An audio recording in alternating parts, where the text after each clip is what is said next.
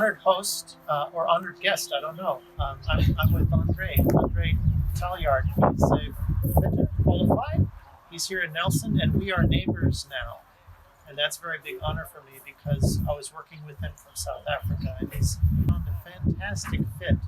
And I think the story is quite worth telling for anyone who's got lots of experience, lots of abilities, and they're wondering, will you be respected in New Zealand?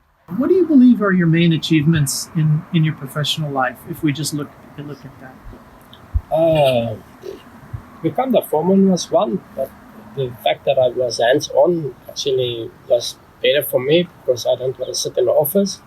And then when I started my own business, it was also an achievement for me for doing things the way I want to. And I had a lot of customers that I had to keep happy, and it went well for a very long time until things changed. So and I think we talked about this as well. The Kiwi employers really like those hands-on managers, not just managing from a distance, yes, with working with the men. Yeah.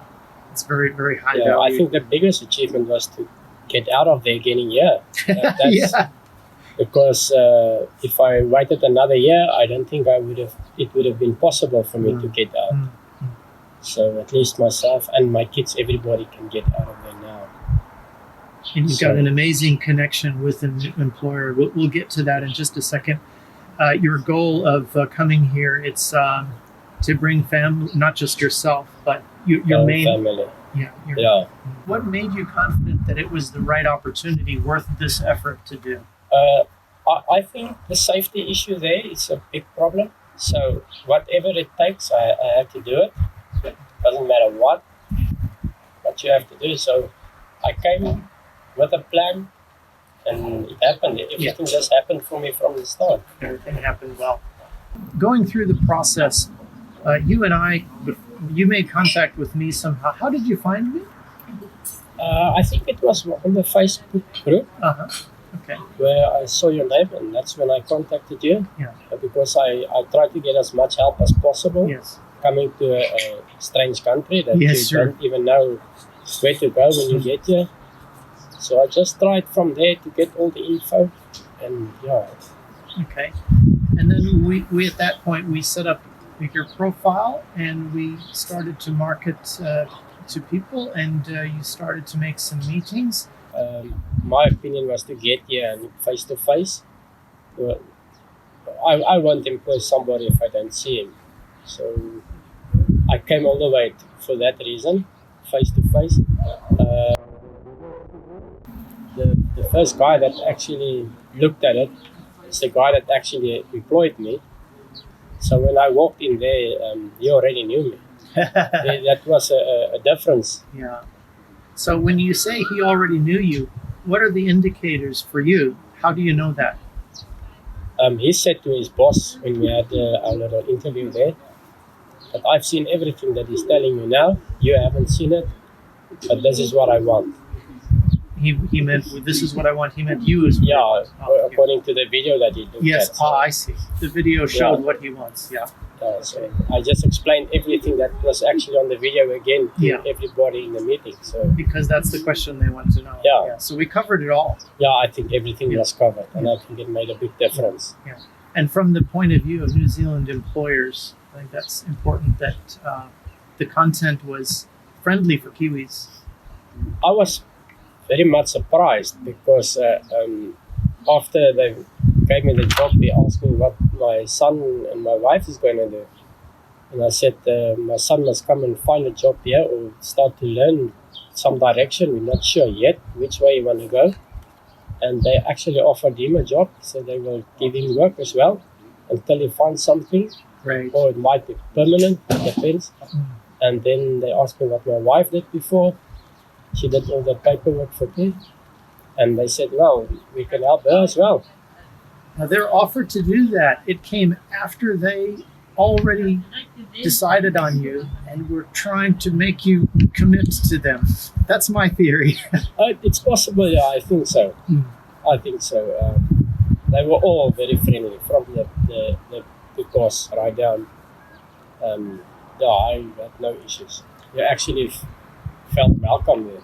to be honest, I was quite positive. I knew I was going to get it somewhere. And I put the papers aside and I told them my version. I didn't go through all that people tell you to do. Yeah. I said to them, this Just is me. This is not what's on paper. Yeah. This is what you get. Yes. And I explained myself, and that's it. I didn't go and pull out pieces of papers.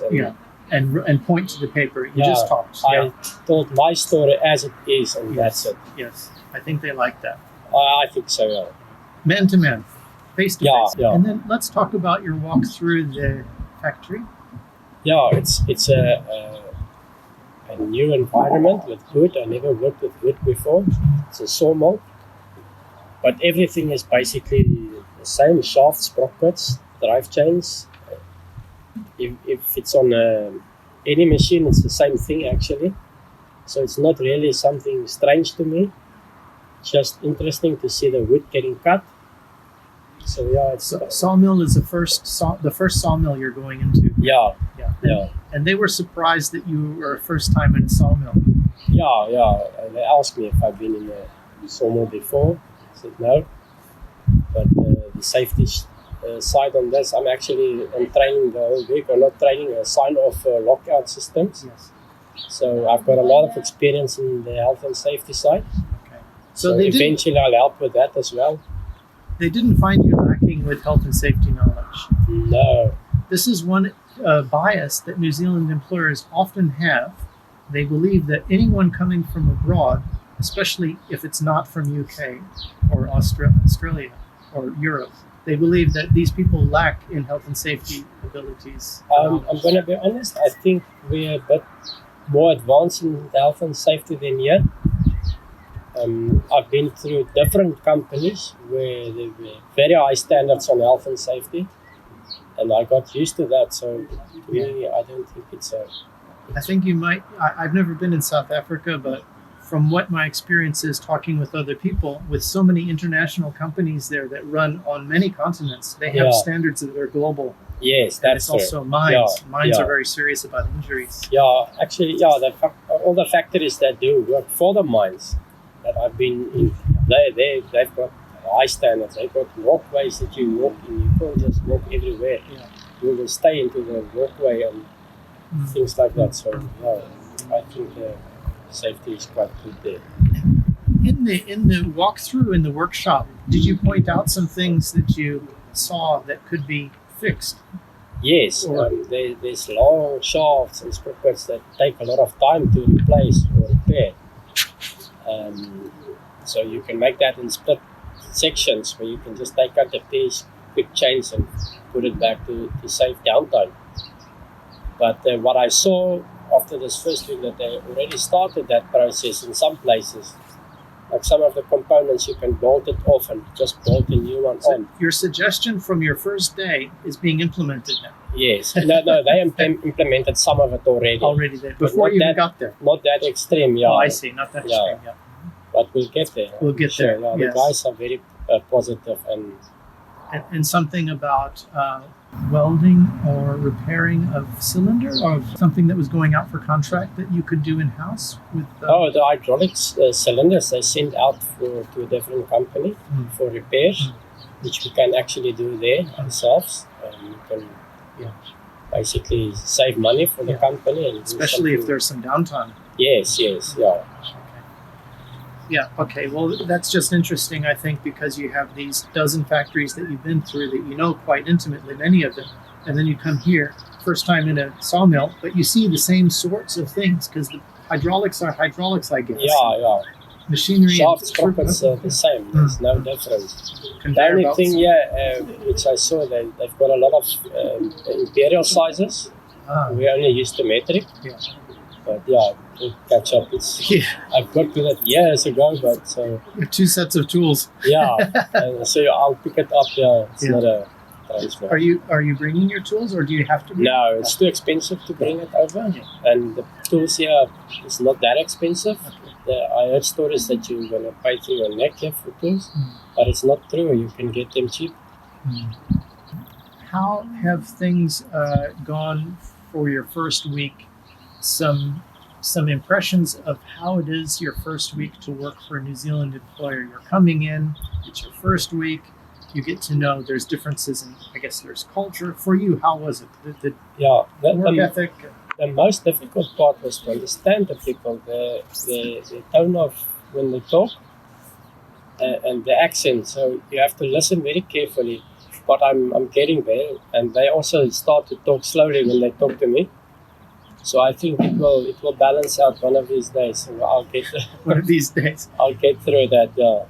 Are you feeling like one of the group yet? Yes, definitely. You are great. So quickly. Yeah, definitely. The guys are all very helpful, very friendly. That's a mark of a good culture and respect, I guess. As well. Yeah. I've got no issues with the guys. I think they're good crowd there. Okay. That just to get to know the plant.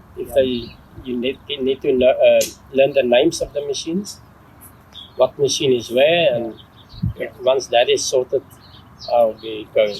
Everything will be fine. Yes. Oh, good. The confidence is there, the history is there, and it all starts to apply. Yeah. The need is there as well. Yes. Very good. So, looking back on your first week, what are some differences in how it was in South Africa? Just something that maybe a South African doesn't know, and you know now because you've been here for a while. I think to be afraid of not knowing what you're going to get when you get here, I think people must get that.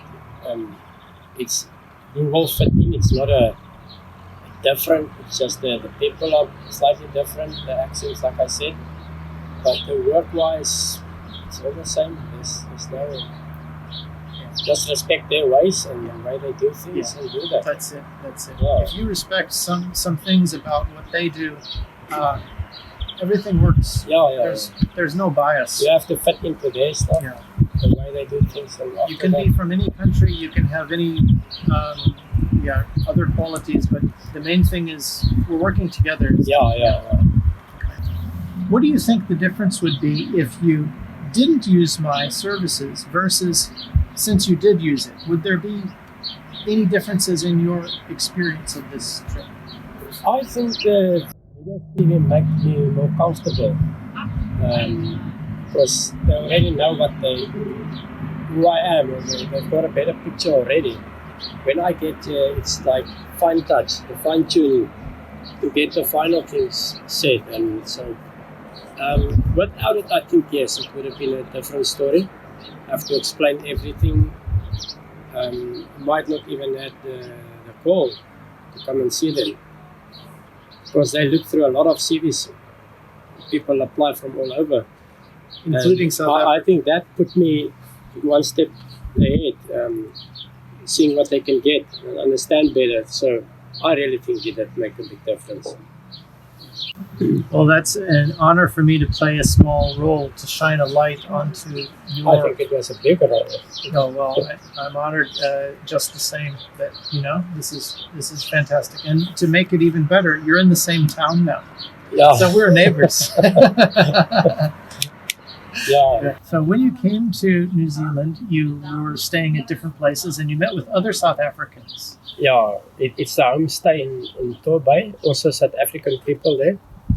And the one guy that's from Durban, he was also there for a few weeks.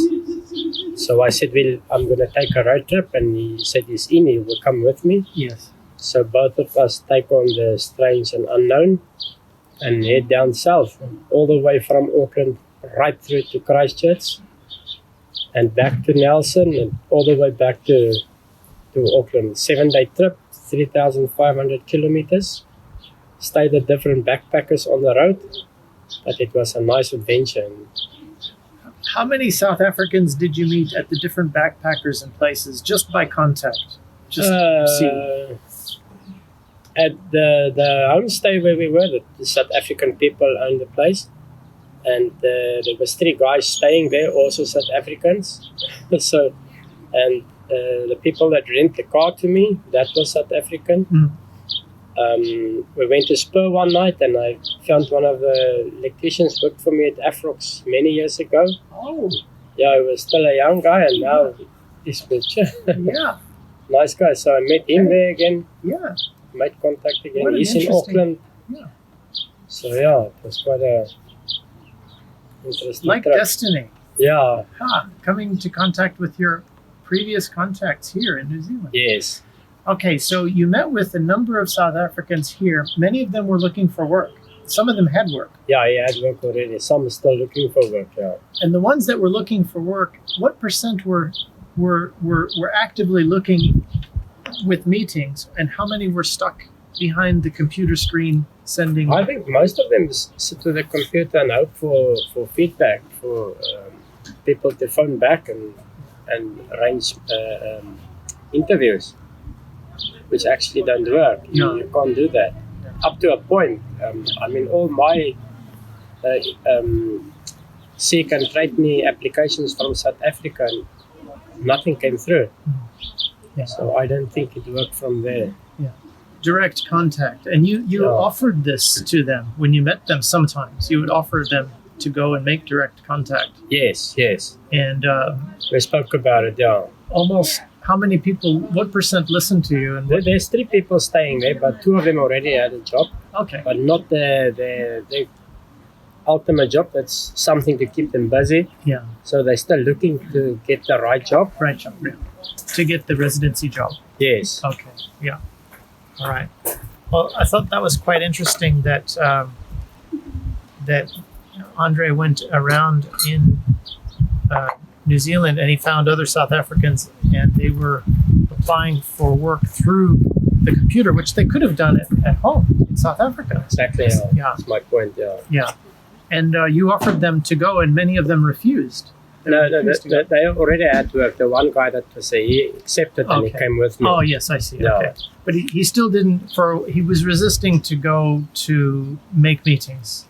Yeah, I think his line of work is also not that they're all site little bit work. different, So to get the right guys Yeah. available is a bit of a problem, maybe. Yeah. But I think if you go into the company where they work and That's you it. ask for the right That's person, right. It'll happen. it will happen eventually. Eventually it'll happen. Yeah. Okay, Andre, thank you for that. I think that's important just to remember that it's all about FaceTime, introducing yourself, getting in front of decision makers where they can feel you, see you, Yes. talk to you, Yes. understand who you are. Yeah. Just last series of questions. Difference in work, you mentioned it's some differences. Difference in management style. Is there a bit difference in management style so far? I know it's early days. It's a bit different.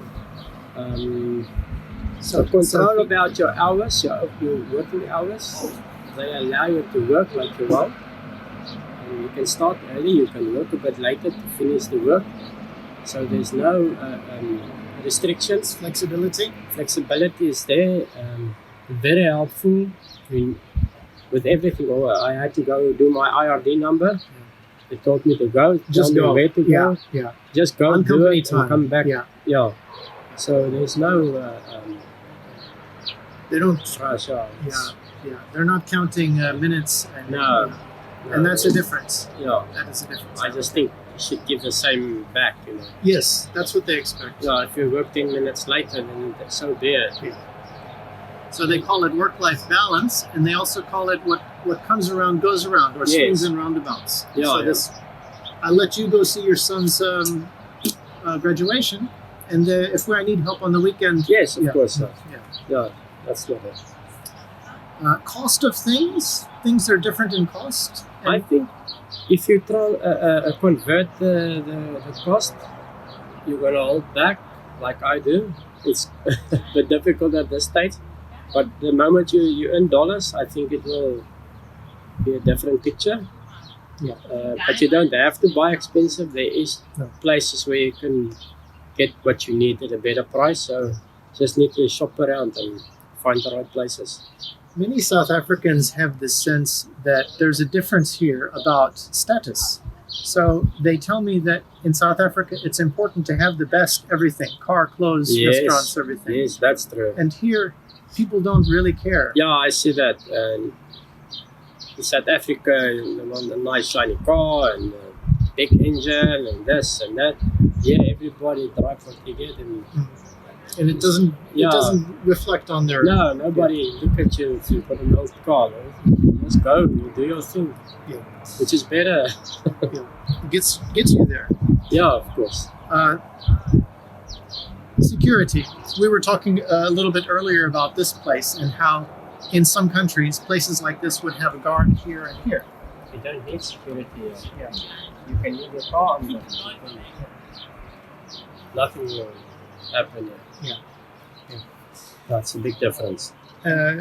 Also, another thing to note would be about the lifestyle. It's maybe a little bit early. You haven't been here maybe long enough, but maybe you're getting a feeling of how the lifestyle is a bit different. Yeah, I also think it's a bit early, but it's clean. It's fresh. The air is clean. I can feel it. You wake up, you're up and you're awake. You're not sleepy. I stand up and carry on with my things. So yeah, I think it's a big difference.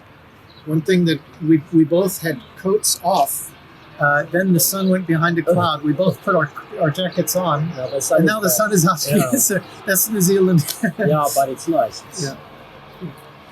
Okay, and we have people and nature, so just society and nature.